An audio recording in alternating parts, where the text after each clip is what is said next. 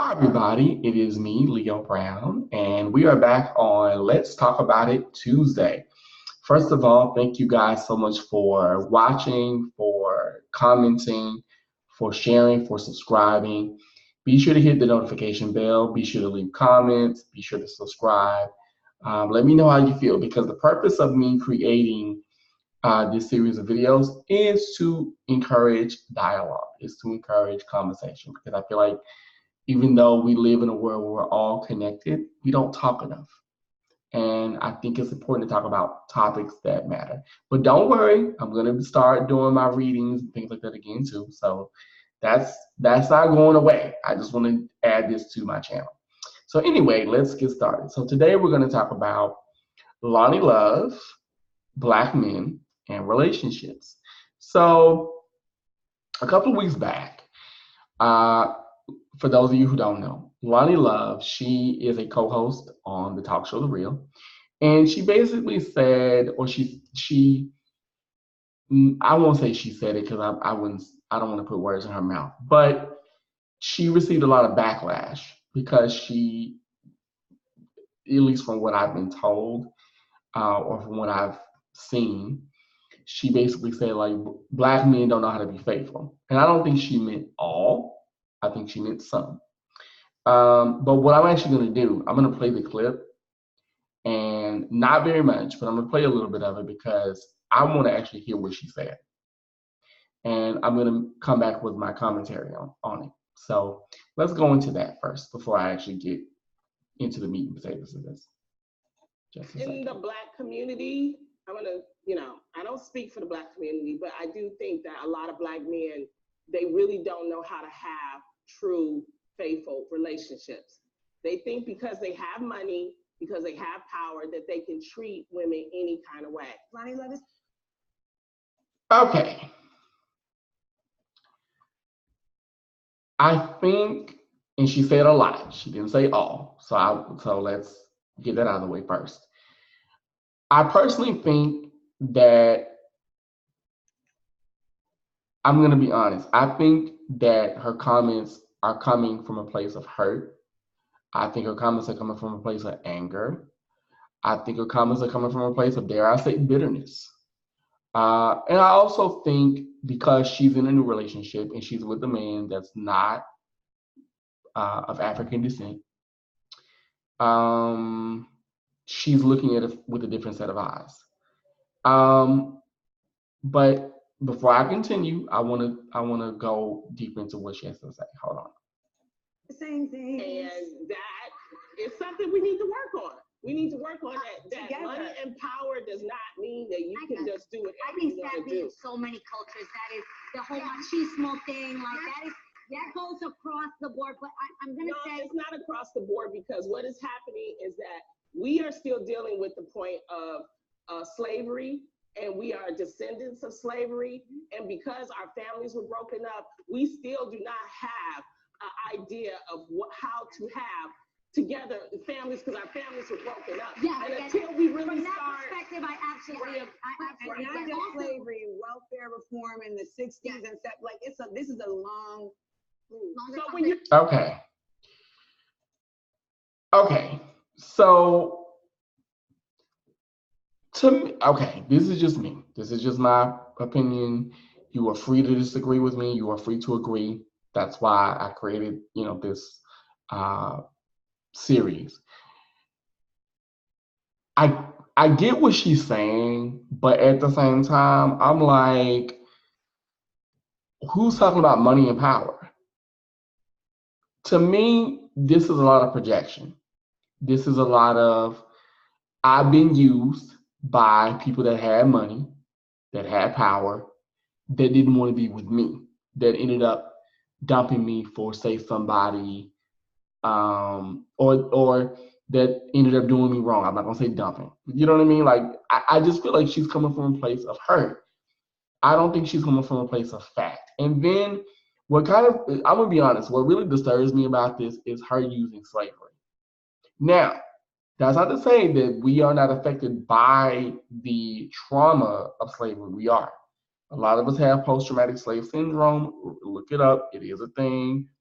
There's a book written about it. I actually need to read it. That's one of my reads that I need to read this winter. Anywho, but I do agree with her on that. But at the same time, like Adrian was trying to say, Adrian was trying to diffuse the situation by saying that's not just with black men, that's with men, period. And that's the thing. That's what people, that's not even a men thing. That's even with women. Some women don't know how to maintain relationships. It's not a black thing. It's not a white thing. It's not a Latin thing. It's not a Japanese thing. It's not a, Indian thing. It's a people thing. It's not, because trust me, everybody cheats at some point. Okay, unless they know one who they are, what they want, and how to maintain a relationship. So no, I will not allow that. I don't buy that. I don't. I think she's speaking from a place of hurt. I think she's speaking from a place of, like I said earlier, I think she's speaking from a place of bitterness. And I think she's projecting, and she's basically making a big generalization where there isn't any. Just because that's what the media portrays, that doesn't mean that all men, especially black men in particular, are like that. Because trust me, I know many faithful black men, many. And I mean many who are straight, gay, bisexual, trans, in between, like everything. So I don't think it's a male thing or a black man thing. I think it's a people thing.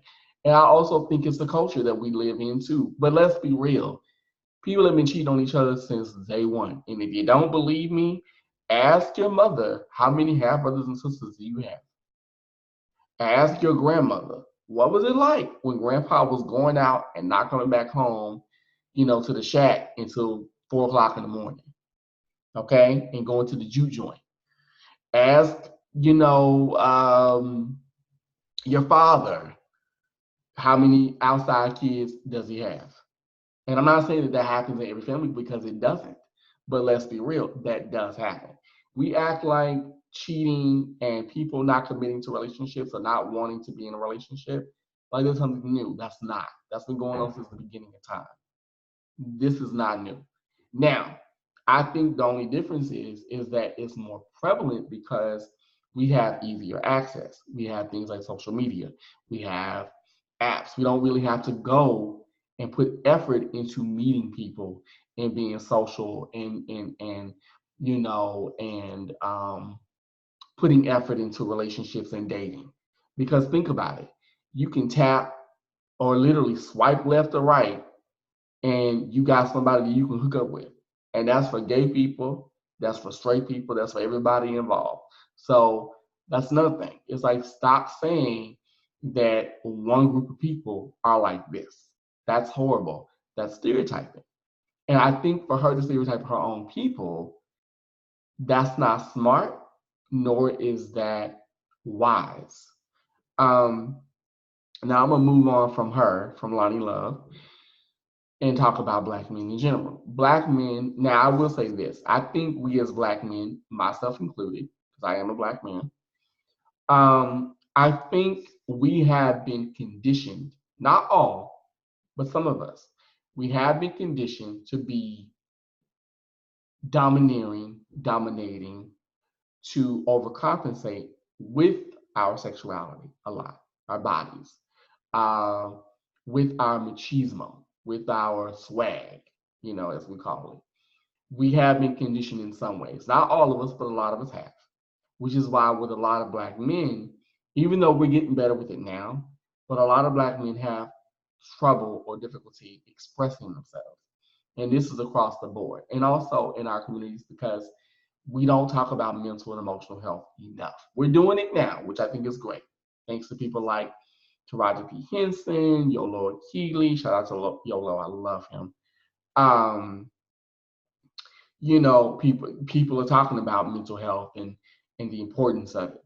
And we're talking about family trauma, thanks to people like Ian Levon Zant and things like that. Shout out to Yana. We're talking about things that affect us and affect us on deep levels, which I think is great. But for a long time, we didn't.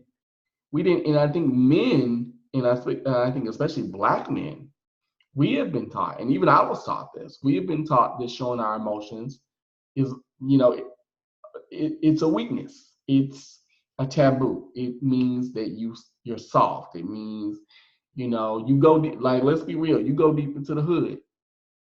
Not all, but some people still believe that. Or you have some women that support that narrative. Trust me, my mother was one of them. My sister was one. That all men should play sports. All men should be the protectors, the providers. And it's like, okay, but certain black men are not equipped. Something they can't do it, but they're not equipped to do it because they weren't taught how to do it in a healthy way. Certain people are not taught how to provide in a healthy way. Certain people don't know how to protect. Or they do, but they do it in different ways. It may not be through money. It may be through affection. It may be through, um, let me see if something else. It may be through mental stimulation. You know what I mean? We all do things in different ways. So I think with black men, we really need to stop pigeonholing ourselves. You know what I mean? I think what we need to understand is just like we have many shades of us in color, we have many different types of black men, women, and people, period. Because no one is alike. No two people are the same. Because I have friends who grew up, very pork and beans, but I also have friends who grew up very well to do and very middle class. That doesn't make them less black. They just grew up differently. They grew up a different experience, and it doesn't make their experience any less invalid. That's what we need to get rid of. We have to get rid of that. Now, in terms of relationships, I think that to me, first of all, let's look at that word. Relationships mean to relate. So, how do you relate to somebody? How do you relate to that person? And that could be your family members, that could be the person you're in love with, that could be even yourself. So, I would say, first of all, when it comes to relationships, how do you relate?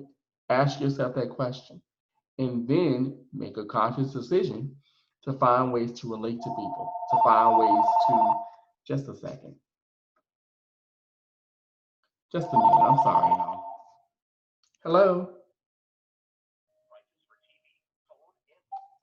I swear, all I get is telemarketers from like 1 to 3 o'clock. Anywho, back to what I was saying. So find ways that you relate. Find, common ground. Even if you are different, even if you believe or you think differently or you have a different point of view, you can still find common ground with things and with people.